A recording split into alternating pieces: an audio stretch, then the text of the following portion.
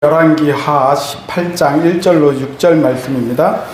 우리 한독 교독하도록 하겠습니다. 저부터 하겠습니다. 이스라엘 왕 엘라의 아들 호세아 3년에 유다 왕 아하스의 아들 히스기야가 왕이 되니 그가 왕이 되기에 내가 25세라 예루살렘에서 29년을 다스리라. 그의 어머니 학교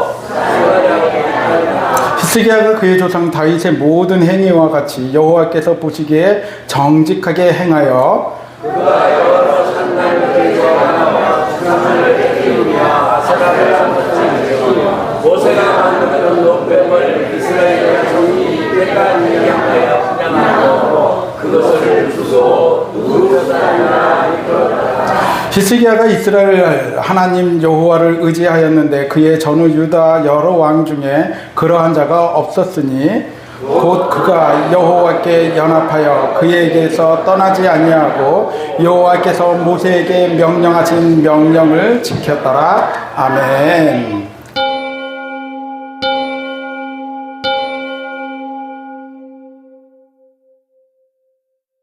가장 최근에 제가 본 책이 죽은 교회를 부검하다라는 책과 살아나는 교회를 해부하다라는 그 책을 이렇게 보면서 되게 많이 공감을 했어요. 아, 죽은 교회들은 원인이 그렇구나, 맞다. 또 살아나는 교회들은 그걸 보면서 아, 그런 이유가 있으니까 살아나는구나, 맞다. 그러면서 우리 교회 이렇게 정복을 짚으면서 굉장히 기분이 좋기도 하고 또 다짐도 하게 되는 그런 책이었어요. 많이 공감이 갔어요. 여러분들은 생각할 때 우리 교회가 죽은 교회 같아요? 살아나는 교회 같아요? 그럴 줄 알았어요. 그럴 줄 알았어요. 근데 살아나는 교회더라고요. 그 책을 두 개를 이렇게 비교해 보면서 보니까 아, 우리 에덴 교회는 슬금슬금 살아나고 있는 교회구나. 왜 죽은 교회는 부검을 하고 살아나는 교회는 해부를 하느냐? 부검과 해부는 한 끗 차이예요. 부검은 죽은 거에 원인을 찾아가는 거예요. 얘가 왜 죽었지? 자살이지? 타살인가? 타살이면 뭘로 죽었지? 약물로 죽었나? 아니면은 장이 파열됐나? 과다출혈인가? 이 죽음에 대한 이 정확한 원인을 찾아가는 거라면 해부는 생명력을 찾아가요. 야, 인간의 세포가 근육이 어떻게 이렇게 많지? 이렇게 해서 움직이는구나. 위에서 여기가 음식물이 이렇게 흘러가는구나. 해부를 통해서 생명력을 찾아가요. 저 중학교 때 그런 소문이 있었어요. 중학교 때 이미자 아줌마가 죽으면 일본에서 목을 다 들어보셨죠? 보셨죠? 네. 그렇잖아요. 노래를 너무 잘하니까 이분이 목소리가 어떻게 인간의 목소리 이렇게 나올까? 그러면서 중학교 때 이미자 아줌마가 자는 그 노래가 별로 와닿지가 않았거든요. 저게 잘하는 노래인가? 근데 잘한대요. 그래서 그 목소리를 해부를 해서 보겠다는 거죠. 어쩌면 인간 소리가 이렇게 아름답게 나올까? 그게 저 중학교 때 이야기였던 것 같아요. 그렇게 관심을 많이 갖고 있어요. 사람들은 왜 궁금해해요. 죽은 것도 궁금해하고 사는 것도 궁금해요.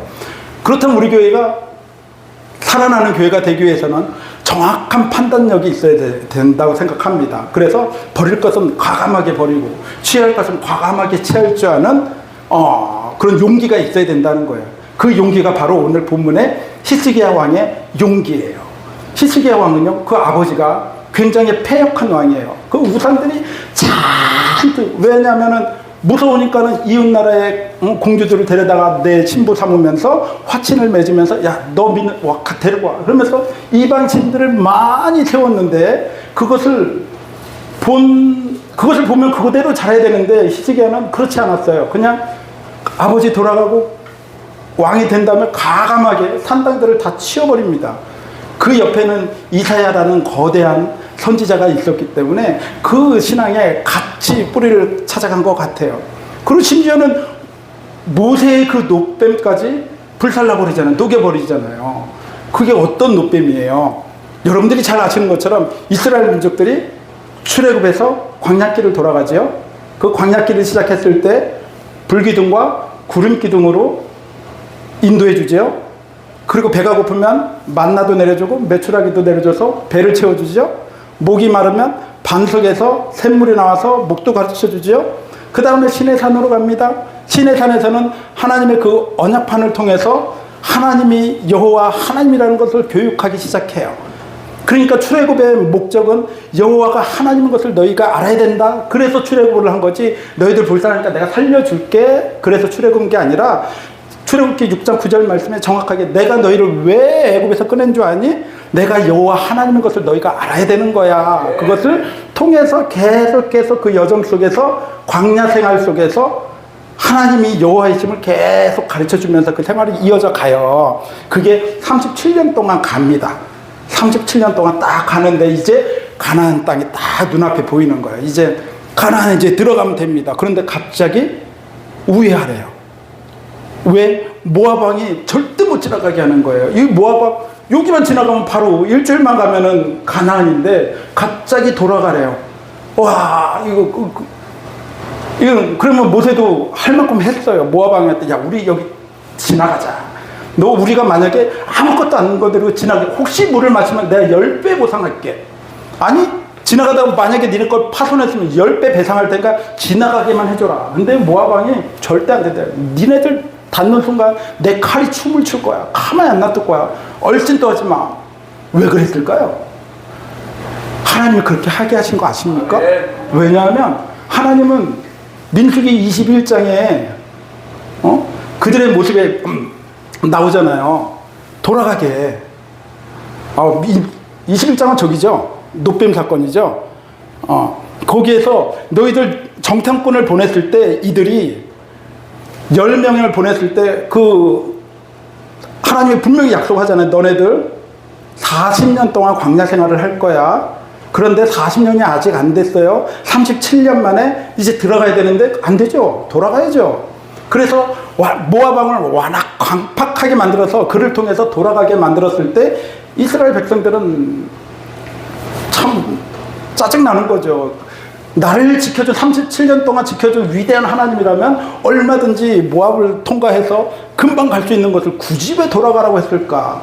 하나님은 다 계획이 있구나. 광야에서 우리를 죽게끔 하려고 이러려고 우리를 광야를 또 돌게 하는구나. 그러면서 원망과 함성과 그냥 투덜대지 않습니까? 그를 통해서 다시 그 불뱀을 광야에 놓잖아요. 그 불뱀을 통해서 그들이 불뱀에 이렇게 물려서 죽어가죠. 왜 불뱀이라고 그런지 알죠? 그 불뱀한테 물리면은 불에 타들어가는 것처럼 고통을 느끼면서 죽어간대요. 그래서 불뱀이래요. 그 불뱀을 통해서 죽어갈 때 많은 백성들이 죽어갑니다. 그럼 또 누구를 찾게 돼요? 하나님을 찾게 되는 거죠. 그 하나님을 찾게 되는데, 또 거기에 응답해서 가장 비상식적인 방법으로 그들의 응답을 해줘요. 야, 노뱀을 만들어서 높이 들어서 니네 그거 보면은 살한다. 안 보면 죽는다. 그들이 제일 싫어하는 게 뱀이에요. 이스라엘 민족들이 제일 싫어하는 게 뱀이잖아요. 하와 꼬신 것도 뱀이고 자기 물어 죽인 것도 뱀이고 그런 뱀을 다시 가짜로 노뱀을 만들어서 그걸 쳐다보면은 산대요. 가장 비상식적인데 가장 쉬워요. 보기만 하면 살아요. 근데 안 봐요. 가장 쉬운 것을. 땅만 봐요. 왜? 땅에서 나는 식물로 고약을 만들어서 독을 빼야지. 그건 비상식적인 거거든요. 그렇지만 그것을 보고 믿는 자들은 생명을 얻어서 얼마나 신기할 거. 야, 봤는데 진짜 살아나. 어떻게? 이들이 너무 좋은 거예요. 하나님의 위대하심을 알면서 이 노뱀을 들고 가나안에 같이 입성을 합니다. 가나안에 입성하고 그 다음에 사사시대를 지나고 그 다음에 사울, 다윗, 솔로몬, 그 다음에 르호보암을 통한 13대 왕까지 700년 동안 그 노뱀이 성전에 같이 그들은 거기에다 분양을 한 거예요. 그 노뱀이 하나님이 된 거예요. 그게 전통이라는 이름으로 거기에 딱 꽂아서 어느 누구도 거기에 토를 단 사람이 없어요. 얼마나 훌륭한 선지자들이 지나갔고 얼마나 훌륭한 제사장들이 많았습니까? 아무도 700년 동안 그 노뱀에 대해서 분양하는 거에 대해서 이의를 제기한 사람이 없어요. 유일하게 이의를 제기한 사람이 바로 히스기야죠. 그 히스기야가 그것을 녹이려고 했을 때 얼마나 많은 백성들과 얼마나 많은 제사장들이 반대를 했겠냐고요. 요즘 말로 하면 결사 반대하고 촛불 집회하고 태극기 집회하면서 대통령 카카시오 이거는 하면 안 됩니다. 이게 700년 동안 온 건데 왕이셔. 이거 거둬주세요. 이거 하나님이 싫어해요. 그랬을 때 지도자는요. 가감할 땐 가감한 판단을 내릴 줄 알아야 돼요. 만약에 모세가 참 안타까웠던 게 그 광야 생활에서 12명의 정탐꾼 중에서 그 두 사람의 여호수아와 갈렙의 그들의 말을 들었다면 얼마나 좋았을까. 그럼 40년 광야 생활이 없었을 텐데 그 10명의 그 정탐꾼의 얘기를 듣고 백성들의 소리를 들었을 때 아 그렇겠다. 아 다수가 원하니까 그렇게 가자 하는 순간 그 온 백성은 40년의 광야 생활을 갔던 거예요. 하지만 히스기야 눈에는 그게 정확하게 보였던 거죠. 그러니까 결단력을 내리는 지도자를 만난다는 건 정말 복이에요. 그래서 우리는 나라의 위정자를 위해서 기도를 해야 된다는 거예요. 어느 길을 택하든 하나님 뜻이 있을 줄 믿습니다. 좌로나 우로나 치우치지 않고 나라를 곧게 가게 해주세요 라고 우리는 기도해야 될 의무가 있는 거예요. 히스기야 왕이 거기에서 과감하게 이거 안 돼 불살라 그래갖고 불 다 녹였어요. 그랬더니 노시예요. 그러면서 이걸 백성들한테 야 이거 느사다냐 느사다 노 조각이야 노 조각 아무것도 아니야. 왜 영이신 하나님을 니네는 자꾸 형상을 만들어서 그렇게 하느냐. 금송아지 사건을 똑같이 노뱀 사건을 히스기야는 그 눈을 볼 수 있었던 거예요. 그 옆에는 영적인 이사야라는 대선지자가 있었기에 그런 판단할 수 있지 않았을까라는 생각이 듭니다. 그런데 이런 생각이 들었어요. 이 출애굽 사건에서 노뱀 사건까지 이렇게 보니까 그게 왠지 우리의 신앙생활과 너무 일치한 거예요. 이제 내 개인적인 생각이에요. 홍해 바다를 건너서 광야에 입성을 합니다. 근데 저는 그게 어머니의 양수에서 거기에서 태어나와서 세상에 나옵니다. 그게 저는 광야 생활로 이렇게 오버랩이 되는 거예요. 그래서 광야 생활 딱 했더니 아무것도 할 수가 없어요.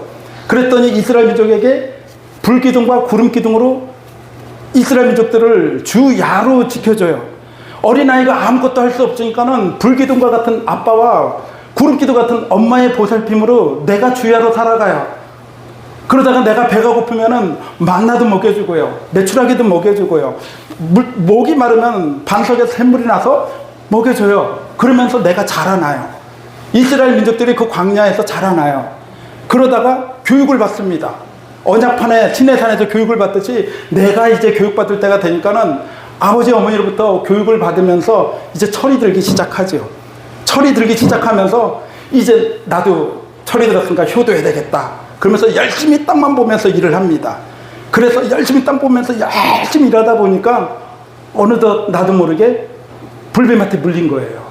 그 불뱀한테 물린 게 저는 열심히 내가 신앙생활하고 열심히 산다고 그랬는데 봤더니 누구한테 사기당하고 누구한테 배신당하고 사업 망하고 그러다가 내 건강 잃고 우울증 걸리고 공황 장애하고 차라리 죽는 게 낫겠다. 이럴 때 하나님을 만나요. 아멘. 이럴 때 하나님을 만나니까 내가 하나님의 위대하심을 가지고 신앙생활을 합니다. 거기에서 끝냈어야 되는데 그걸 가지고 700년 동안 노뱀을 들었던 민족들처럼 저는 신앙생활이 종교인이 돼가는 거예요. 종교인이 돼서 교회의 그런 형식에서 벗어나면은 하나님이 싫어해. 하지 마. 어디 강대상에 예전에 신발 신고 못 올라갔잖아요. 옛날 거룩한 곳인데 어디 신발을 신고 애들 신발 신고 올라가면 너 그러는 거 아니야. 어릴 때부터 교육 그렇게 시켰어요. 그런 신앙의 잡다인으로 종교인이 돼가는 내 모습이 이스라엘 민족들이 그 노뱀을 분양하는 모습과 나의 모습과 똑같다. 이거는 이스라엘 얘기가 아니라 내 이야기구나 라고 그렇게 되면서 전통이라는 그 우상에 내가 얼마나 매여 있을까. 한국교회에 보면 기도는 장로님들만 합니다. 장로님들이 여러 분 계시는 데는 그래도 뭐 2달, 3달에 한 번씩 돌아가고요. 없는 경우에는 매주 격주로 돌아가면서 하시고요. 어쩔 때는 한 분만 계시는 데는 매주 목사님 말씀하고 매주 장로님 기도해야 돼요. 근데 우리 교회는요, 자랑거리예요. 장로님부터 그 다음에 저 막내 우리 윤준성과 이해나 막내까지 권재 선생님까지 모두가 대표 기도의 자리에 옵니다. 장로님이 오늘 이번 주에 대표 기도를 하셨으니까 7월달 돼야지 쓸 수 있어요. 장로님은 1년에 2번, 장로님이니까 2번 하실 수 있어요. 안수지사님이랑은. 그 다음은 기억니을 디글순으로 그냥 등록교인이면 왜 주안에선 다 같은 하나님의 자녀인데 거기에 계급이 나눌 필요가 있겠는가?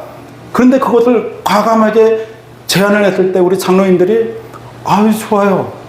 그래서 우리 교회는 살아나는 교회구나라는 그 첫 사인이 그런 거였습니다. 제가요, 교회에서 찬양 인도를 합니다. 찬양 2부 예배 때, 오후 예배 때 찬양 인도를 이렇게 하는데, 보다 못하 장로님이 도저히 안 되겠는 거예요. 내가 기도하고 이제 찬양 인도 딱 들어가는데, 들어가는 딱 그래요. 기분 쌍. 합동 측은 말이야, 사도신경하고 들어가야 돼. 왜 그래 진짜. 보다 하니까 안 되겠어. 가르쳐줘야 될 것 같아. 교육이 없는 것 같아.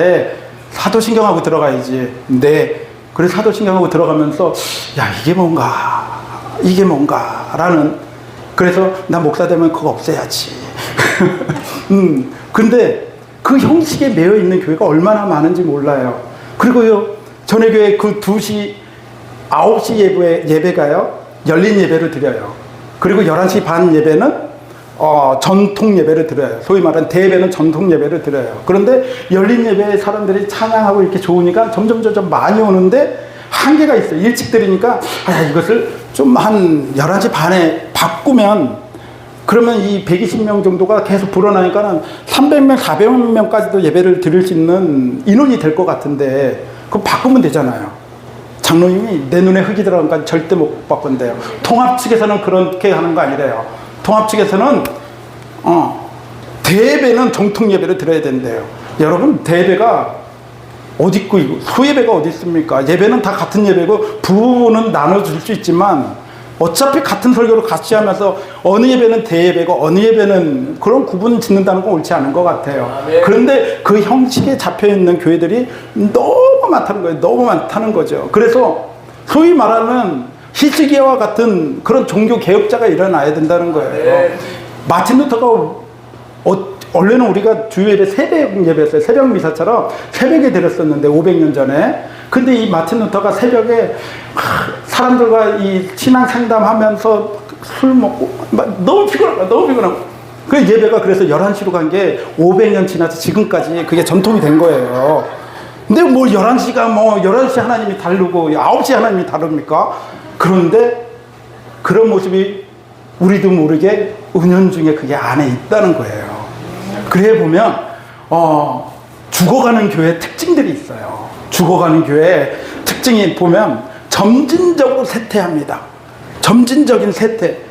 교회가 언제 이렇게 확 무너지는 교회는 거의 없어요. 갑자기 목사가 막 돈 가지고 도망가고 막 이렇게 해가지고 흩어져 갖고 없어질 수는 있는 거는 0.01%예요. 근데 점진적으로 쇠퇴를 합니다. 우리 잘 보세요. 변화와 죽음이 있으면 뭘 선택할 것 같아요? 변화를 선택할 것 같아요? 죽음을 선택할 것 같아요? 변화를 선택할 것 같은데 죽음을 선택해요. 변화에 굉장히 싫어해요. 단적인 예로 우리 개인적으로 우리 어떻게 하면 건강히 사는 줄 아시죠? 규칙적인 생활, 규칙적인 음식, 식습관, 그리고 운동. 요 3개만 잘해도 우리는 건강하게 살 수가 있는데 그냥 운동 안 해요. 그리고 폭식하고 굶고 그냥 막 해요. 생활이 불규칙해요. 그럼 야, 변해, 좀 바꾸자. 귀차니즘이 이기는 거. 귀찮으니까 이건 내가 죽겠다는 거거든요. 내가 살고자 하면 그 변화를 가져가야 되는데, 이 우리 생활에서 그 변화를 이렇게 싫어하듯이 교회 안에서도 예배 시간 하나 바꾸는 거, 그 다음에 예전에 여기 앞에서 드럼, 기타 어디 그렇게 감히 장로교회에서 거룩하게 예배 드려야지, 성전에 어떻게 북치는 거는 집회 때나 허용이 됐었잖아요. 그죠? 그리고 그 외에는 예배 시간은 경건하게 어디 방언을 함부로 그냥 막 그랬었어요. 근데 그거 아무 의미가 없잖아요. 속옷치며 춤추라고, 호흡 있는 자는 날마다 춤추고 예배드리라고 분명히 다 이야기하고 있는데, 거기에다가 왜 자꾸 형식을 끼얹나. 그러다가 점점 쇠퇴를 합니다.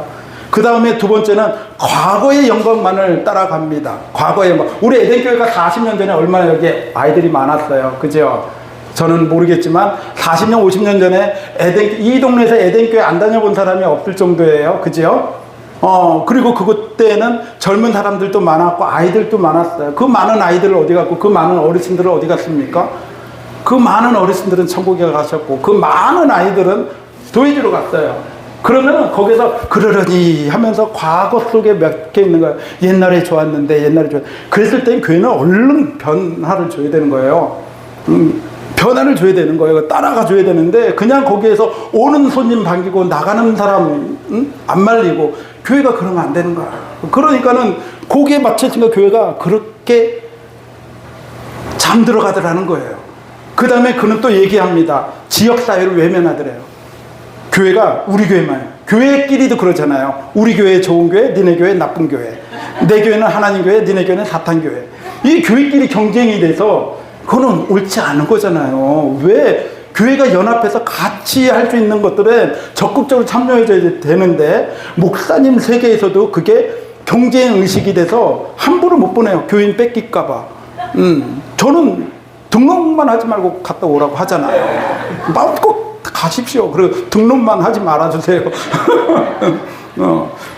그렇게 지역사회랑 갈라지면서 그냥 우리 교회의 요새화를 하는 게 죽어가는 교회 특징이더라. 그 다음에 네 번째는 탐욕. 원래 없는 사람들이 더 탐욕이 있다고 그러잖아요. 제가 이 식탐이 있어요. 그래갖고 머리는 식탐이 있는데 위는 받아주지가 않아요. 그래서 여기 보면 예전엔 짜장면 15초만 먹었어요. 보통 쫙 해갖고 15초만 먹고 꽃배기 2그릇까지도 충분했는데, 이제는 꽃배기 하나, 아니 보통 한 그릇을 먹으면 양이 안 차요.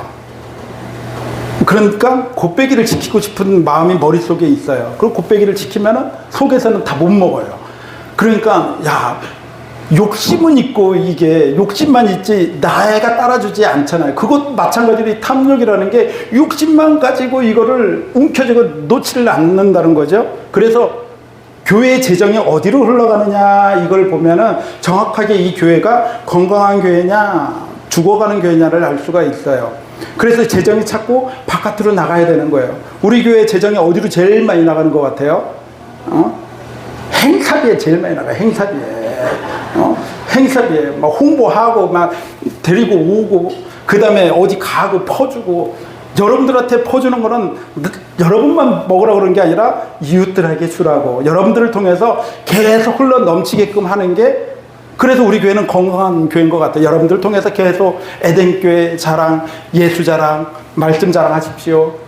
여러분들이 전도지잖아요. 전도지인 여러분들한테 투자를 하는 거니까 저는 그거는 맞다고 봅니다. 그래서 우리 교회는 건강한 교회로 가고 있다. 그리고 다섯 번째는 자신을 위한 성도가 가득 차길 바란대요. 하나님은 나를 위해 있어야 되고요. 우리 장로님도 나를 있어야 되고요. 김집사도 나를 위해 있었으면 좋겠고요. 김권사도 나를 위해 있었으면 좋겠고요. 모든 성도가 나를 위해 있었으면 좋겠다는 생각을 모든 성도들이 다 가지고 있다고 합니다. 그런데 크리스찬은 4가지의 마음가짐이 있어야 돼요. 하나님의 우리의 창조를 지으신 목적이 뭐예요?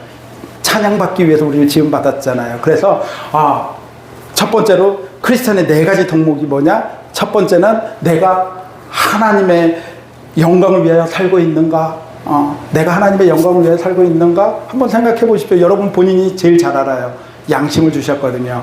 하나님의 영광을 위하여 내가 정말 감사가 넘치는 생활을 하고 있는가? 그리고 두 번째는 그 하나님의 자녀로서 내가 거룩한 삶을 살고 있는가? 하나님의 영광을 위해서는 사는데 거룩한 삶은 거룩하게 안 살면, 그죠? 이어지지가 않으면 이거는 매치가 안 되죠. 하나님 감사합니다. 그런데 개떡같이 살면은 그 영광도 가리는 거고 나도 거룩한 삶이 안 되는 거죠. 그래서 이거는 항상 같이 동반이 돼야 되는 거예요. 그리고 세 번째는 교회 안에서 화합하며 사랑하는 지체로 우리가 살아가고 있는가? 교회 안에서 우리 서로 지체, 이거는 맞는 것 같아요. 교회 안에서 서로 너무 좋아요. 식사할 때 보면 어쩜 그렇게 그냥 참 하면서 밥이 코로 들어가는지 입으로 들어가는지. 오늘 만둣국이에요. 떡만둣국. 그죠? 내가 제일 좋아하는, 목사님 만두 좋아한다고 그러냐. 떡만둣국 해갖고. 아니면 어떡하지? 어쨌든 그렇게 서로의 교제 나누는 그런 모습들이 너무 좋아요. 왜 그렇게 좋아야 되느냐? 그 모습이 바로 네 번째는 여러분들이 내가 바깥에 나가서 그리스도의 증인으로 잘 살고 있는가? 이걸 보면 돼요. 내가 그리스도의 증인으로 잘 살고 있는가? 여러분들은 분명히 이 안에서는 너무나 교인이, 소위 말하면 그리스도인이에요. 그리스도인의 삶을 살고 있고, 목사님, 너무 좋아요. 장로님 너무 좋아요. 나가서도 그런 삶을 살아야 된다는 거죠. 여러분들이 나가는 순간 디아스포라예요. 나가는 순간 여러분들은 복음의 씨앗이 되기 때문에 나가서 그 복음의 씨앗의 역할을 충분히 해야 돼요. 거기가 그리스도의 향기가 되는 역할이라고요. 그죠? 네. 그리고 6번째 마지막 죽어가는 교회 특징이 뭐냐? 기도하지 않는데요. 기도하지 않는데요. 많은 교회들이 찬양 뜨겁고 기도 열심히 합니다. 근데 누구를 위하여 기도하는지를 잘 봐야 돼요. 저는 우리 기도의 용사 그 팀에, 모교 기도의 용사팀에 너무 감사해요. 권사님들이 주축이 돼가지고 목사님을 위해서 기도해요. 교회를 위해 기도해요. 우리 성도님들을 위해 기도해요. 각 가정마다 아픈 한우들을 위해 기도해요. 우리의 기도의 용사가 아마 우리 에덴교회를 굳건히 이끌어준다고 저는 생각이 됩니다. 죽어가는 교회 특징들을 이렇게 보면서 살아가는 교회는 그럼 이거 반대겠지. 원래는 살아나는 교회도 여러분들과 한번 나누려고 하는데 이건 다음 주로 갈게요. 그래서 제가 한 6주에 걸쳐서 여러분들과 우리가 열매 맺는 교회가 되기 위해선 어떤 신앙생활을 걸어가면 좋을까, 여기에 대해서 여러분들과 함께 가려고 합니다. 죽어가는 교회가 남의 교회가 아니에요. 어쩌면 하루아침에 우리의 모습이 될 수가 있습니다. 그러니까 안주하지 마시고 신앙생활에 우리는 항상 전진하면서 기도하면서 기도 제목 나누시면서, 그래서 여러분들과 같이 열매 맺는 아름다운 교회로 이제 시작됐습니다. 열심히 기도해 주시고 달려가시길 바라겠습니다. 기도